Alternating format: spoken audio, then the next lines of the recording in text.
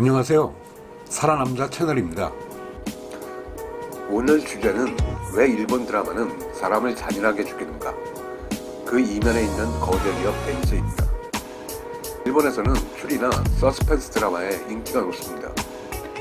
히가시노 게이고 등 1급 추리 소설 작가들이 많기 때문에 소설 원작에 수준 높은 서스펜스 드라마가 많이 방영됩니다. 절도나 강도 사건은 긴장감이 떨어지기 때문에 4개의 서스펜스물은 살인사건을 다룹니다. 그런데 사람을 잔인하게 죽이는 장면이 대부분입니다. 칼로 찔러 죽이거나 망치나 빙기로 때려 죽입니다. 선혈이 낭자한 장면이 많습니다. 이런 걸 보고 책에 일본인은 잔인하다고 쓴 사람이 있습니다. 이런 식으로 일본을 비난하는 내용의 책이 표절 논란에도 베스트셀러에 올랐고 저자는 국회의원까지 했습니다. 저는 일본에 관한 책이나 영상 등 컨텐츠를 만드는 사람 중에 제일 싫은 사람이 피상적 관찰 결과를 진리처럼 전하는 사람입니다. 일본인은 잔인하지 않습니다.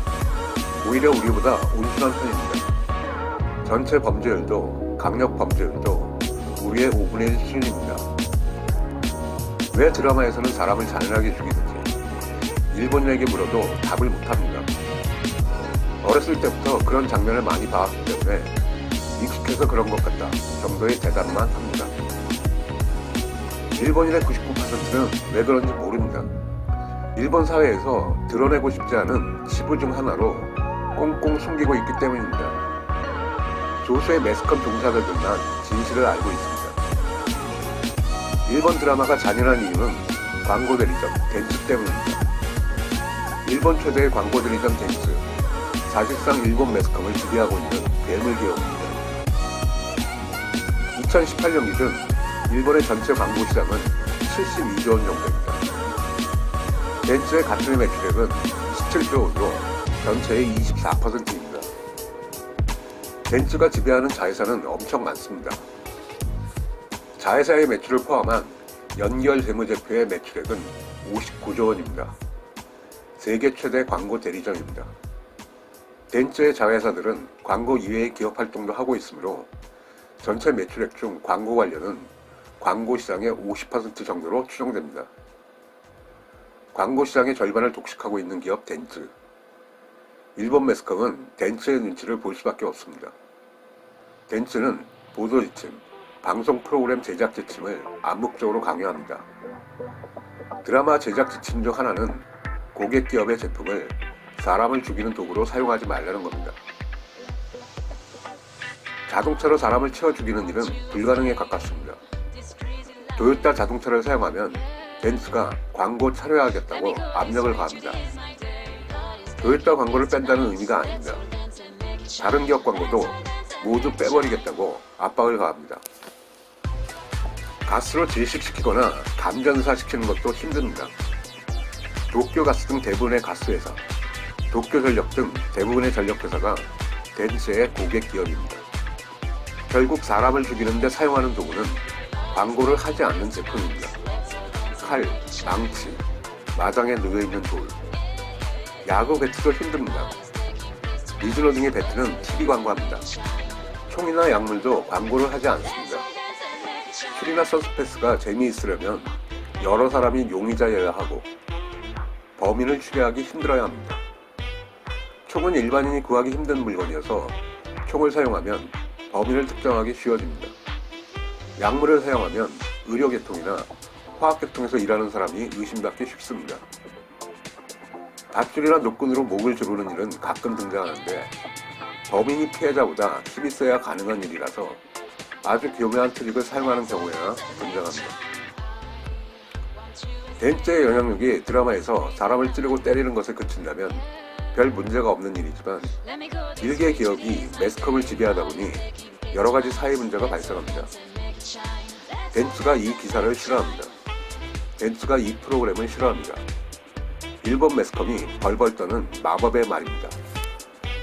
일본에서는 기업 제품에 소비자가 불만을 얘기하는 프로그램이 나오기 힘듭니다. 광고를 하지 않는 중소기업 제품만 건드려야 하기 때문에 싱거운 프로그램이 됩니다. 기업에 대한 비판 기사도 상당히 조심스럽습니다. 벤츠의 사전 검열을 통과해야 합니다. 완벽하게 부정부패가 드러난 경우는 때로 달려들어서 집요하게 공격을 하지만 의혹 제기 기사 같은 것은 하기 힘듭니다.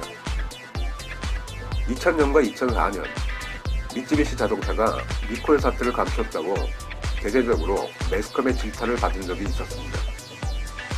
미쯔비시 자동차 광고 대리점은 벤츠도 2위 업체인 하쿠오도도 아닌 작은 기업이었습니다.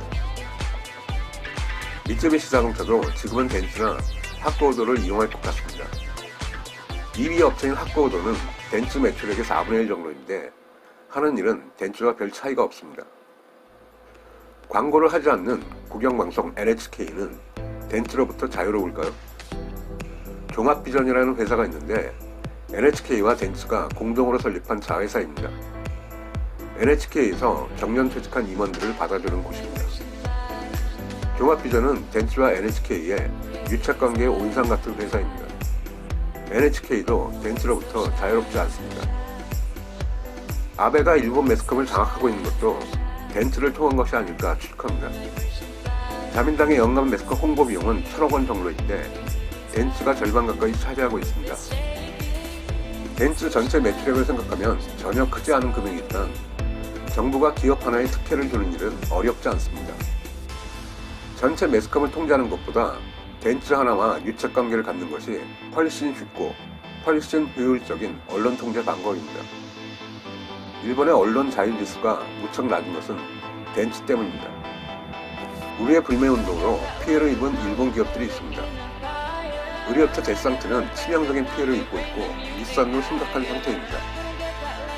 전체 매출에 비하면 그리 큰 피해는 아니지만 유니클로와 아사히맥도 피해 기업입니다. 벤츠에게 한마디 할 것 같습니다.